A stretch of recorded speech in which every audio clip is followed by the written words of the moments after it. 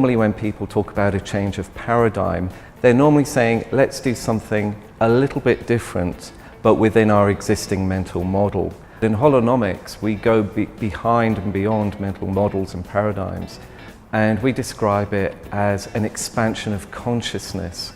And when you have this expansion of consciousness, then you can see more, you can understand more, and your whole comprehension of reality changes. And this is very interesting. So we move from fragmentation, seeing the world as fragmented, myself as somehow different and separate to other people, different and separate to nature, to a comprehension of wholeness, my place in the world, my place in the organization.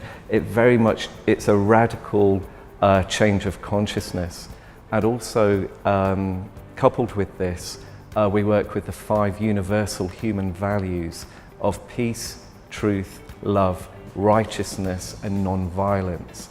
The problem is that if people aren't really living the values, they can go up on stage at a conference and say wonderful things, but then when they're in a very different situation, when you look at the way they treat people, maybe they still suffer from fear, ego, they are still people who are focused in hierarchy and status and power. So in holonomics, we're changing the way people see. And this is the first thing we do. Then we introduce the human values. And once we have that as a foundation, then you can start to introduce new business models. Because if you just try and introduce a new business model with the old way of thinking, it's just not going to work. People are going to go back to their own older patterns. So we have to do a lot of work with coaching and do some deep transformational work before you can change the organization. Change always starts from within.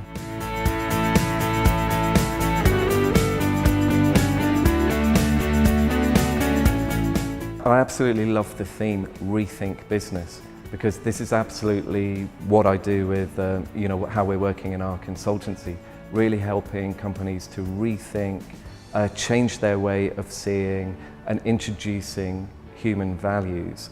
And all of these things are connected because, as I said, people do talk about new business models, but what is absolutely fixed in people's minds is the concept of hierarchy, status and power. So it's not enough just to say we need a systems view of our business models. We first have to, in English we say take the carpet away from their feet, pull the rug from under their feet.